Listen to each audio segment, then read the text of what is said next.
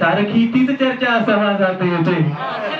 करणे विवाह सुद्धा त्यांना जमत नाही, करणे विवाह सुद्धा त्यांना जमत नाही, होऊन विषारी आडवी जात येते. आणि टायमाचं बंधन असलं तरी शेवट एक